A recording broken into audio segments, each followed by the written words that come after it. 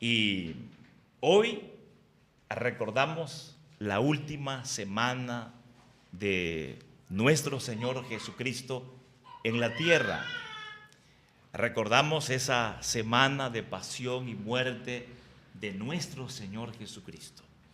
Siempre estamos recordando a Cristo y recordando su obra, pero hubo una semana, por supuesto, una semana de cumbre, una semana de clímax en la obra de Cristo, una semana de gloria especial, pues en esa semana Cristo fue revelando paso a paso la culminación de ese plan redentor, la culminación de ese plan de salvación por medio de su muerte en la cruz. Y leímos en Mateo 21 los primeros 10 versos. Y miren que, por ejemplo, la versión Reina Valera intitula este párrafo de la manera siguiente: la entrada triunfal en Jerusalén. La entrada triunfal en Jerusalén. También otros le conocen como Domingo de Ramos. Sí. Y miren, hermanos, esto que hemos leído y que ocurrió tiene un significado. Tiene un significado importante. ¿Saben por qué? Porque la palabra Cristo que utilizamos en el Nuevo Testamento significa ungido. Y la palabra Mesías o Mesías que utilizamos en el Antiguo Testamento también significa ungido. Cristo es una palabra griega, ungido. Mesías es una palabra hebrea, ungido. Ahora bien, y en toda la Biblia nosotros vemos 3 oficios importantes que Dios siempre usó. Y usó para la salvación de su pueblo. Por ejemplo, el profeta, el sacerdote y el rey. 3 oficios que Dios determinó. Y en estos 3 oficios hay un plan, hay un propósito. Es la salvación. El profeta hablaba en lugar de Dios. Era la boca de Dios. Traía esa palabra de salvación. Esa palabra que da vida. Entonces era indispensable la voz profética. El sacerdote salía de entre el pueblo a la presencia de Dios y llevaba lo necesario para suplir la necesidad espiritual del pueblo. El pueblo necesitaba perdón. El pueblo necesitaba el favor de Dios. Y los reyes fueron puestos por Dios para guardar al pueblo, para gobernar en el pueblo, para guiar al pueblo. Los reyes tenían que ir a la batalla para defender al pueblo. Ahora, ¿por qué mencionamos esto? Porque aquí el Mesías aparece como rey. Cristo aparece como rey. Y Él es ahí recibido en Jerusalén como rey. Y Jesús es el que tiene este plan de presentarse ahí en Jerusalén de esta manera para que fuera reconocido como el Mesías. Pero hermanos, es muy importante comprender esto. Miren, quiero que pensemos en esta frase: Cristo es nuestro Rey libertador. Pero incluso podemos decir, Cristo es nuestro verdadero Rey libertador. Es cierto, hermanos, que Dios siempre ha sido Rey. Todo ha estado bajo el gobierno de Dios. Pero ¿por qué vemos a Cristo en ese plan de salvación anunciado y manifestado como Rey? Esto tiene un significado espiritual para entender nuestro problema y la solución. Y es que la humanidad quedó sujeta al poder del diablo. Hay que entenderlo así. Porque uno puede decir, Cristo es rey, está bien. Pero si no entiendes el significado de Cristo como rey manifestado a la humanidad, entonces seguimos en el mismo problema. Veámoslo así. El hombre tenía libre albedrío. El hombre podía mantenerse santo como Dios lo había creado. Pero el hombre tenía libre albedrío.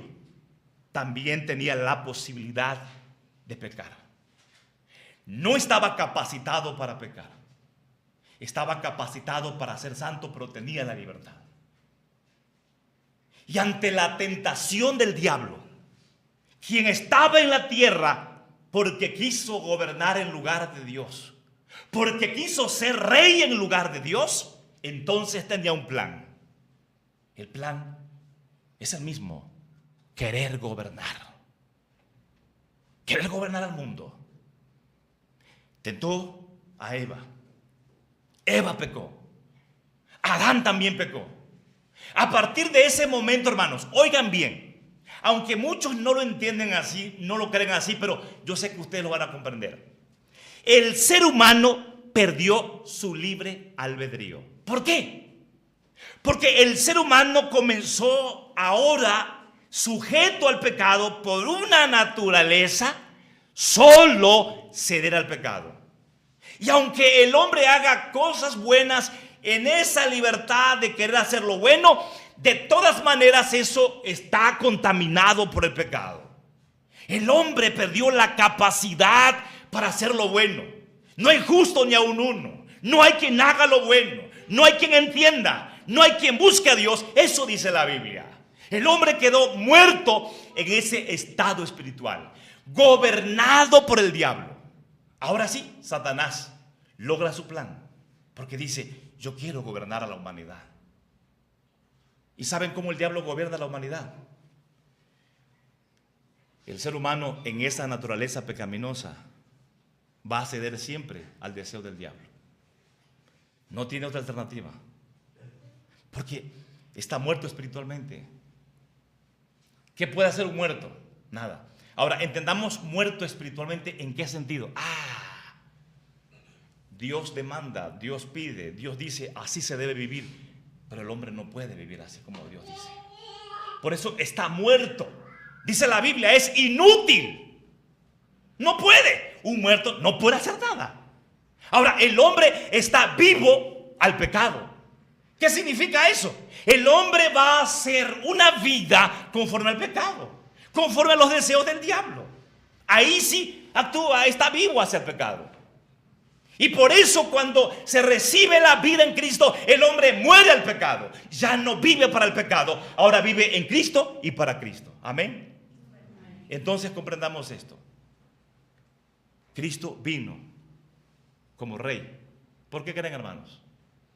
Vino como rey para derrotar al diablo, quien es el rey del mundo, y para llevarnos a su reino.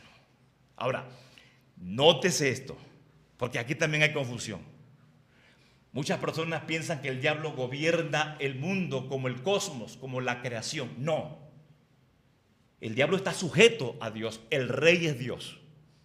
El rey siempre ha sido Cristo. Entonces, ¿en qué consiste el gobierno del diablo? El gobierno del diablo consiste en que el ser humano, en ese estado de pecado, cede siempre a los deseos del diablo.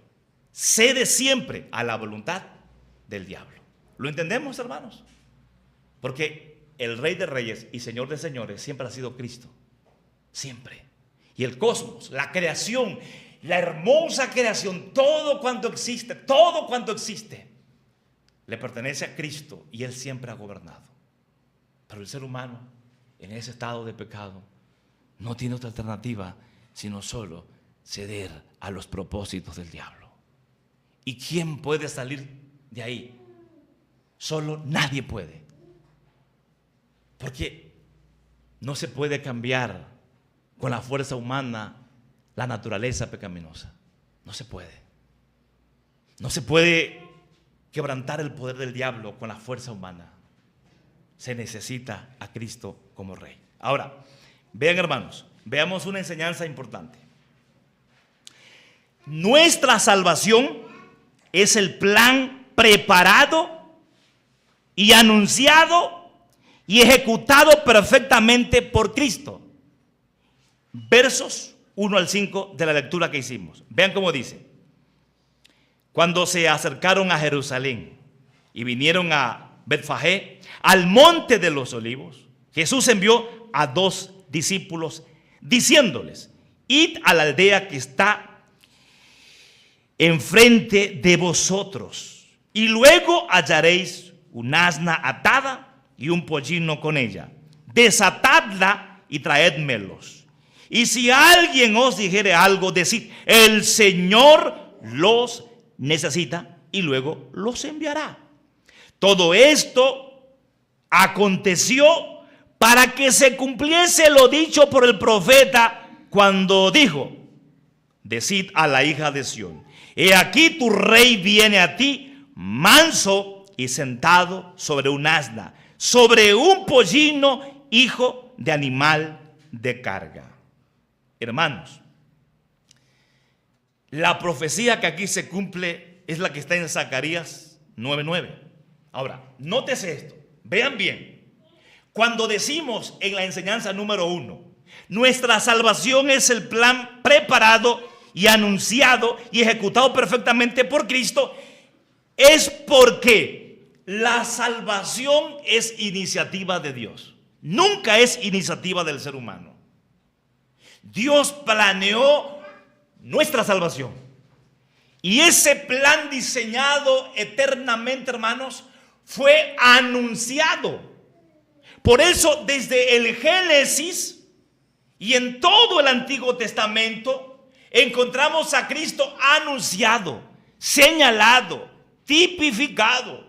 Encontramos tipos, sombras, figuras de Cristo, y todo en el Nuevo Testamento aparece cumplido.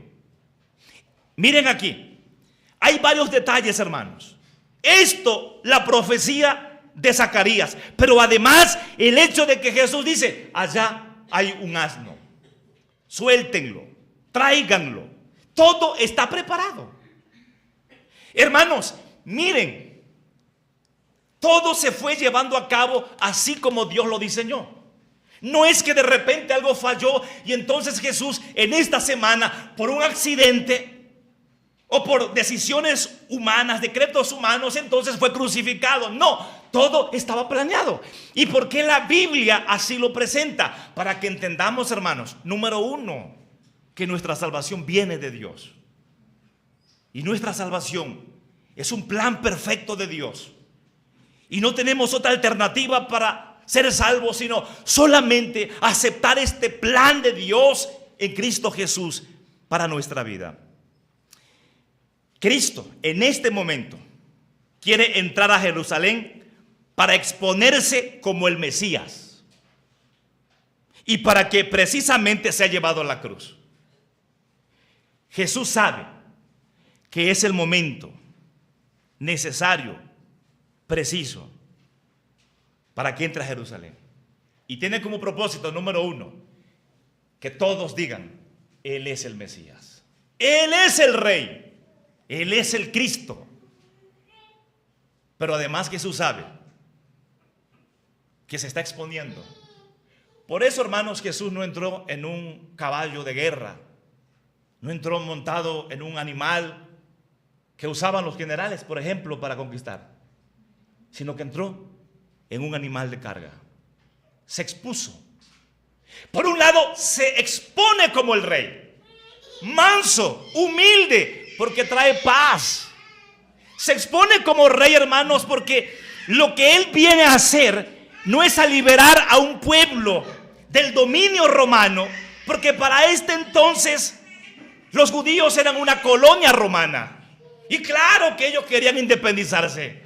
Claro que ellos querían rebelarse contra el emperador. Claro que ellos querían derrotar al imperio. Todo eso lo querían. Pero Jesús dice: yo vengo a liberarles de algo más terrible.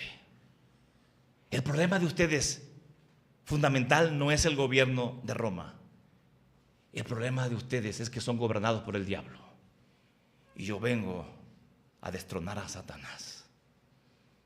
Y Jesús, hermanos, presenta un aspecto de Él mismo, de su obra. Pero también es fácil de atrapar a un hombre que viene manso en un animal de carga. No puede defenderse. No trae a un ejército con él. Viene ahí, solito, entrando a Jerusalén. Y miren lo que dice la Biblia, hermanos. Eso estaba planeado. En Mateo 16, 21 al 23. Desde entonces comenzó Jesús a declarar a sus discípulos que le era necesario ir a Jerusalén. ¿Para qué? Y padecer mucho de los ancianos, de los principales sacerdotes y de los escribas, y ser muerto y resucitar al tercer día. Entonces Pedro, tomándolo aparte, comenzó a reconvenirle diciendo: Señor, ten compasión de ti, en ninguna manera esto te acontezca. Pero él, volviéndose, dijo a Pedro: quítate delante de mí, Satanás, me eres tropiezo, porque no pones la mirada en las cosas de Dios, sino en las de los hombres. En resumen, Jesús dice: este es el plan de Dios. El plan de Dios es que entre a Jerusalén, y que entonces así los ancianos y los principales sacerdotes pidan mi crucifixión. Pedro, tú no entiendes el plan de Dios. Esto que va a pasar es necesario.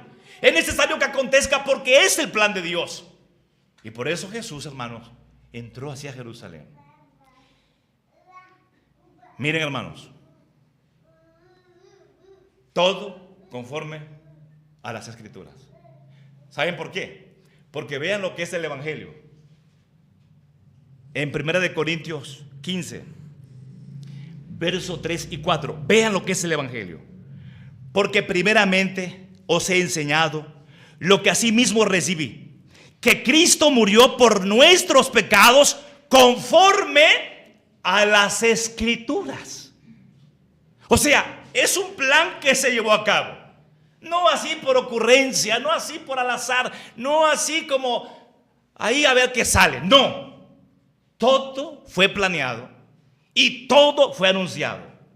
Cada cosa se llevaba a cabo conforme estaba escrito por Dios. Un plan perfecto, hermanos.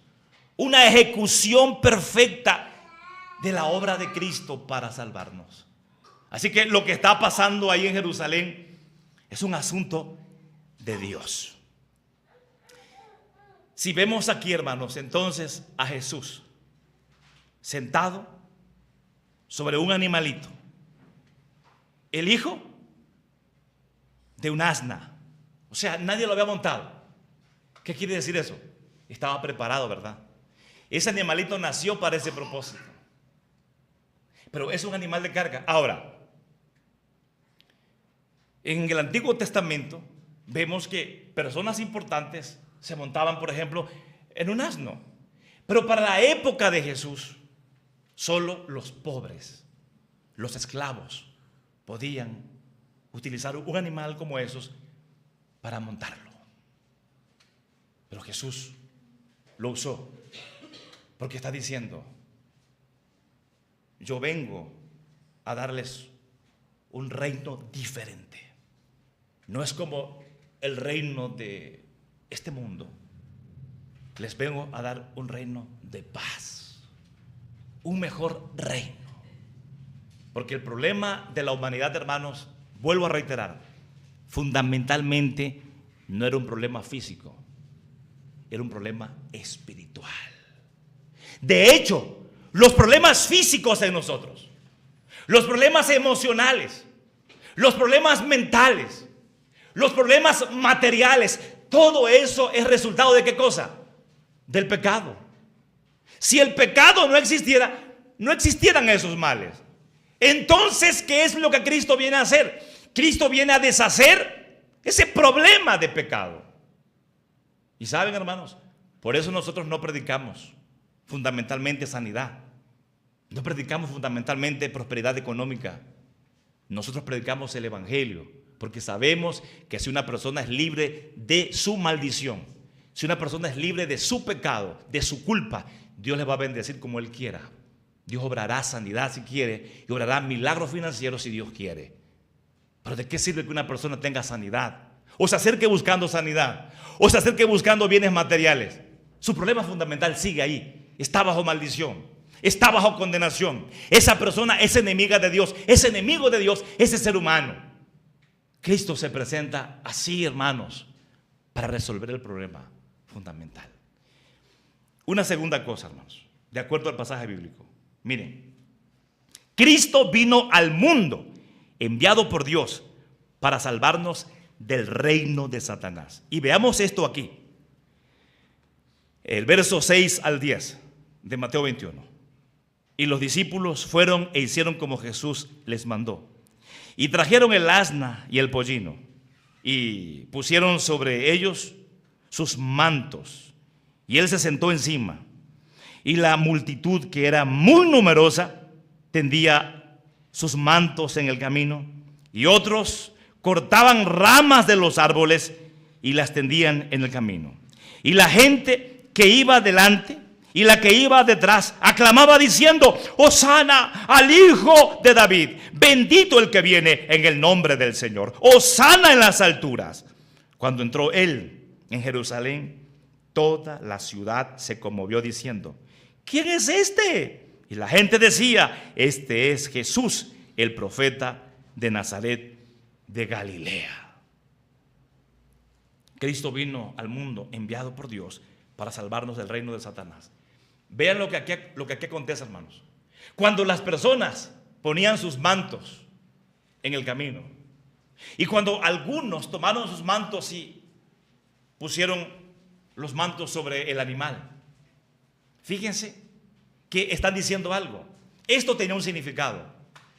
Esto significaba reconocimiento de que Él es el rey. Entonces, miren, es como cuando alguien toma el gobierno de una nación. Lo que esa persona va a buscar en primer lugar es el reconocimiento. Y la otra cosa que una persona que gobierna busca es lealtad de las personas. Lealtad. Que la gente le sea leal. Pero además buscan apoyo. Apoyo. Imagínense cómo le iría a un gobierno que es nombrado, o alguien toma un gobierno pero no tiene reconocimiento, no va a gobernar bien, o no tiene la lealtad del pueblo. No, va a ser un gobierno difícil. O si la gente no le da su apoyo, va a ser un gobierno difícil. Entonces, cuando están ahí los mantos tendidos, la gente dice: Él es nuestro rey. Seremos leales a Él. Él tiene nuestro apoyo. Que nos diga qué tenemos que hacer y lo apoyamos. Claro, entre ellos algunos decían: oiga, ¿y dónde está el ejército? ¿Dónde está la espada? ¿En qué momento va a levantar un ejército? Porque tenemos que ir contra el emperador. Porque tenemos que liberarnos de este yugo romano. Muchos así pensaban. Muchos así lo esperaban. Pero Jesús no va a gobernar de esa manera.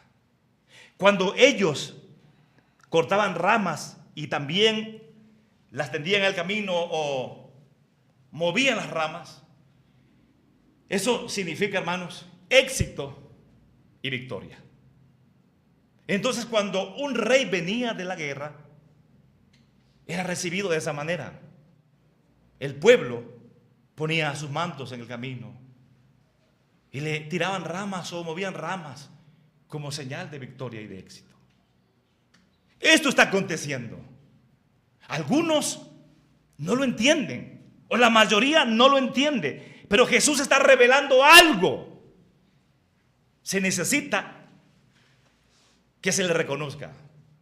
Se necesita lealtad. Se necesita, hermanos, estar con Él en su plan. Mire, uno no puede decir que Cristo es su rey si no lo reconoce como su rey verdadero, si no le es leal, porque uno no puede servir a dos señores. ¿Y cómo es posible, hermanos, que muchas veces digamos, Cristo es mi rey, pero yo hago lo que se me pega la gana? ¿Cómo muchas veces decimos, Cristo es mi rey, pero no estamos viviendo para su honra? ¿Cómo es posible que digamos que Cristo es nuestro rey y no estamos sirviendo en su reino? Todos nosotros tenemos que dar nuestra vida por Cristo, nuestra vida por su deseo. Y Cristo quiere que en este mundo nosotros estemos siempre sirviendo para ese reino. Que hagamos su deseo, que siempre respiremos, que siempre vivamos solo para Él. Cuando lo hacemos así, y aunque tengamos que tomar la cruz y padecer como Él padeció, no importa, de todas maneras estaremos bien. Seremos felices, dichosos, porque no hay mejor cosa que servirle a Cristo como nuestro Rey. Amén. Debemos entenderlo, hermanos, porque si no, no somos impactados con este reino. Porque muchas veces tenemos años y años y seguimos en el mismo estado de desdicha, de maldición, de miseria. Y seguimos derrotados, hermanos, fracasados. Y nos sentimos peor que cualquier gente. Porque muchas veces somos religiosos nada más. Y no tenemos una experiencia verdadera con Cristo como nuestro Rey. Es importante que lo hagamos así, hermanos. Miren, vean cómo Cristo lo que hace, lo hace por nosotros como Rey. Miren, hermanos, Jesús estaba hablando con sus discípulos de acuerdo a Juan 14, 27 al 31. Jesús está despidiéndose de sus discípulos y dice: la paz os dejo, mi paz os doy, yo no se la doy como el mundo la da. No se turbe vuestro corazón ni tenga miedo. Habéis oído que yo os he dicho, voy y vengo. Él estaba hablando acerca de su muerte y también de su ascensión y de su segunda venida. Si me amarais, os habríais regocijado, porque he dicho que voy al Padre, porque el Padre mayor es que yo. Y ahora os lo he dicho antes, para que cuando suceda no sean sorprendidos. No hablaré ya mucho con vosotros, porque viene el príncipe de este mundo. Él nada tiene en mí. Reina Valera como que no explica bien esto, pero vean, hermanos, esta parte cuando Jesús dice: no hablaré ya mucho con vosotros, porque viene el príncipe de este mundo, o sea, el diablo, y él nada tiene en mí. Si esto lo leemos en la versión Dios habla hoy: ya no hablaré mucho con ustedes, porque viene el que manda en este mundo, aunque no tiene ningún poder sobre mí. O sea, Jesús está diciendo: Él manda, Él gobierna, Él es el rey de este mundo, pero a mí no me gobierna. Y Él viene, y sí, me va a llevar a la cárcel, y sí, me va a someter a un juicio injusto, y sí, me va a llevar a la cruz. Él pensará que está ganando, Él pensará que es Señor sobre mí, pero no. Esto es el deseo de Dios. Este es el plan de Dios, que yo muera en esa cruz para salvarles a ustedes. ¿Se dan cuenta? Lo que Cristo hace como Rey, lo hace por nosotros, para liberarnos a nosotros, hermanos. Y si usted y yo no recibimos a Cristo, no podemos resolver nuestro problema del pecado. No podemos ser libres del diablo. Y no podemos venir a la comunión con Dios. No importa si tú eres inteligente, fuerte. No importa tu poder, tu fama, tu dinero. No importa lo que tú seas, lo que tú tengas. Tienes un problema espiritual que solo Cristo puede resolver. Solo Cristo. Hermanos, vean algo más todavía. 1 Juan 5, 19 al 20.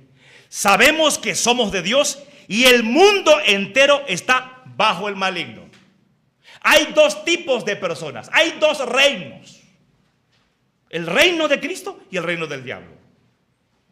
Los que están en el reino de Cristo no están en el reino del diablo. Por eso la Biblia dice: sabemos que somos de Dios y el mundo entero está bajo el maligno. Pero sabemos que el Hijo de Dios ha venido y nos ha dado entendimiento para conocer al que es verdadero. Y estamos en el verdadero, en su Hijo Jesucristo.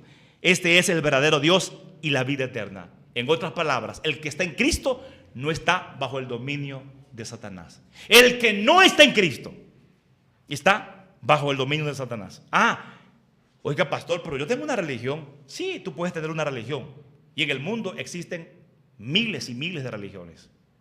Pero si en cualquier religión no se predica que el único medio para que el hombre sea salvo es Cristo, si no llegas al entendimiento de quién es Cristo y no crees en Él y no lo recibes, no importa que cantes bonito, no importa cuánto ores, no importa cuánto sacrifiques tu cuerpo, no importa lo que hagas, no importa lo que digas, sigues en ese estado de maldición y de pecado y de condenación y de muerte.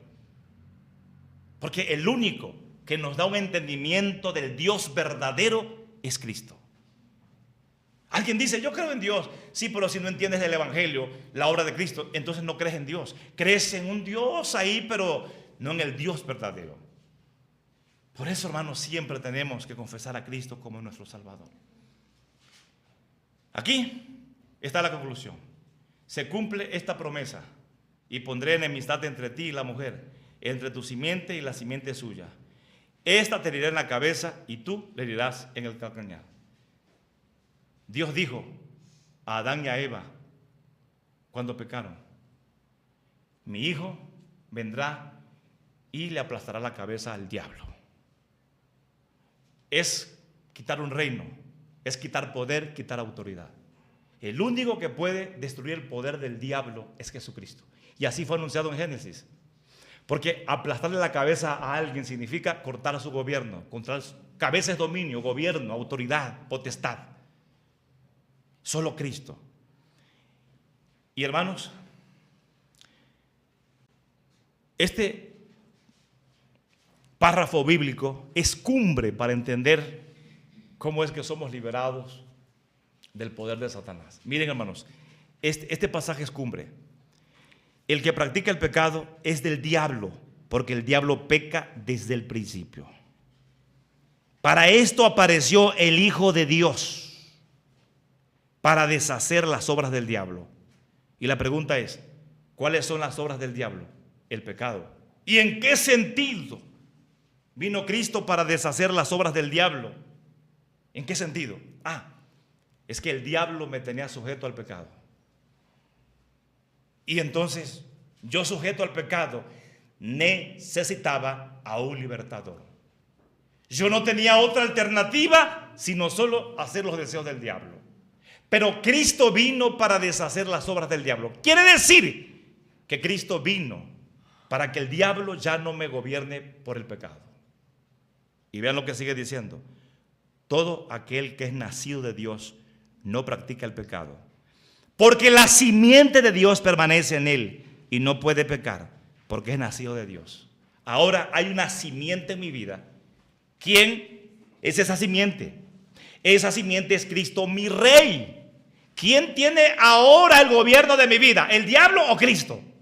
Cristo tiene el gobierno de mi vida.